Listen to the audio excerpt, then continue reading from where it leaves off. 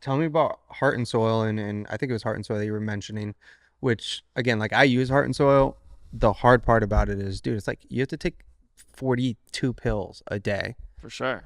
And Yeah. each one's like I'm eating bull testicles, It's a then I'm lot of eating it's a lot of desecrated animals. yeah, dude, then it's Yeah. like liver, then heart organs. At what point do you just like take, start your own farm and take it out back and shoot it, figure it out?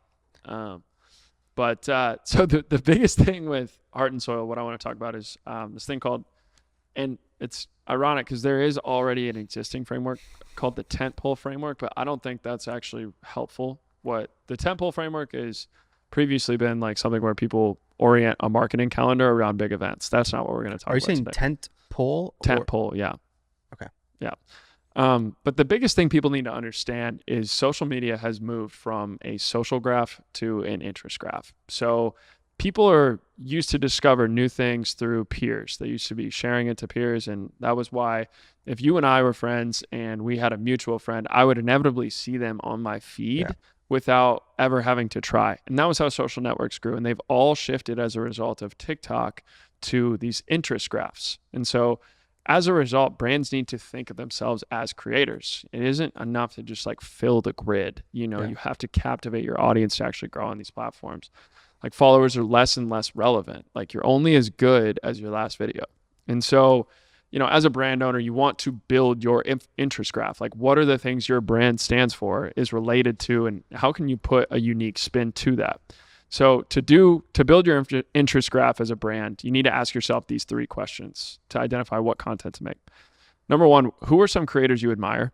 These are people that you like their style, you like their messaging, you like their formats. And I think it's important to understand that because you want to feel similar to them. You want your content to appear on someone's feed and they'll be like, oh, this kind of reminds me of so-and-so. Number 2, what is the macro trend or wave that you're riding? So this is something that I think far too many brands don't actually value. And the reason for this being important, back in the day, I raised $2 million of venture money. And the biggest thing we were taught in our pitch deck was the only way a VC is going to give a shit about you is if you're part of a macro trend. If you're a part of a trend where they think the world is going. Yeah.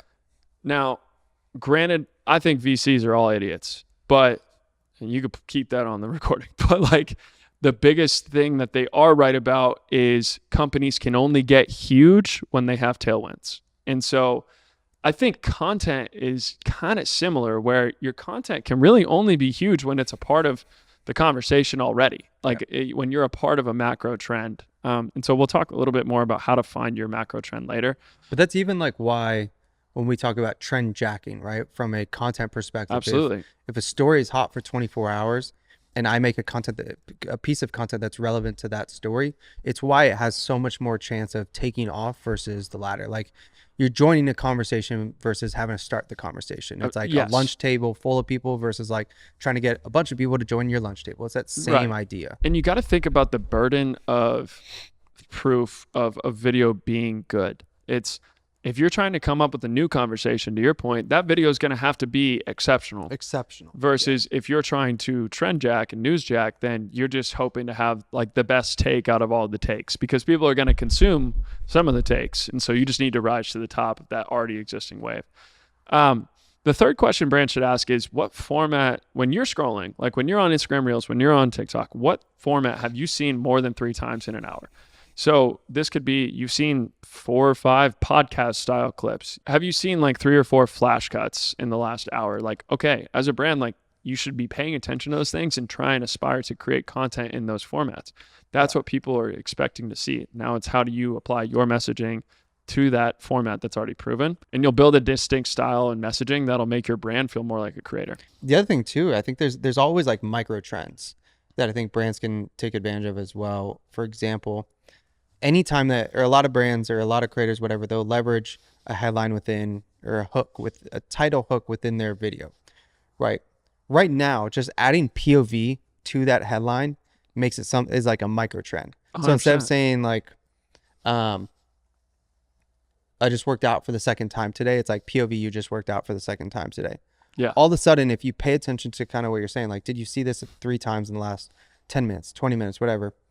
you'll notice little things like that where, okay, I shouldn't write the headline, just a typical headline. I should say POV XYZ. Yeah. Or aura. Like if you see aura being very relevant during like a 1-2 week span, okay, how do I take something that I was already going to make a story around it and now kind of repackage it to fit this thing that is micro trending? 100%.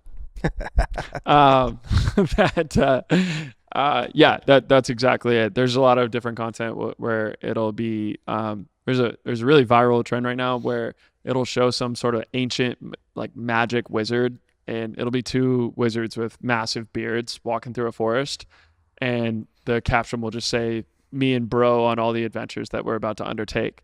And I think me and bro, as a way to indicate you and like someone you're about to do an activity with, is just a way to speak native social language that, most brands would just be scared to even touch. And so there's plenty of ways it doesn't have to be you and bros, but like there's plenty of ways to apply that to how your target audience speaks, which is something we've covered on multiple segments here. Yeah. So who's a brand nailing this, right? I think Heart and Soil does an excellent job. And so this is Heart and Soil's content playbook. So they're using what I like to call the tentpole framework. So think about your brand's target market as a giant tent, and everyone underneath it could potentially buy from you. Each tentpole is a content topic that isn't directly the product, but it's related to the overall brand's mission and message. So Heart and Soil sells animal-based supplements. Yeah. The macro trend behind them is the rise of alternative medicine and remedies that are not mainstream. So as a result, their content covers stuff like the truth about salt or fun facts about grounding, sauna benefits. There's even seed oil memes in there. So none of this is directly related to the product that they sell, but it does advance the overall cause that they're a part of. And so it builds affinity with the target audience who also wants to see that message be put forth. Why does that result in revenue? Because if you're thinking about someone who is product aware, they're in the alternative medicine macro trend and they're looking at different brands. We talked about this with the dupe.com breakdown where dupe.com literally had a competitor named Dupe that was not leveraging content marketing to meet their audience where they were spending their time, which is social media. And as a result, when there is a binary choice where you're going to choose one versus the other, you're going to go with the one that's talking the way that you want to be talked to. So that's kind of how Heart and Soil does it. They create a lot of content around things that are sort of tangentially related to them without actually pushing their own product.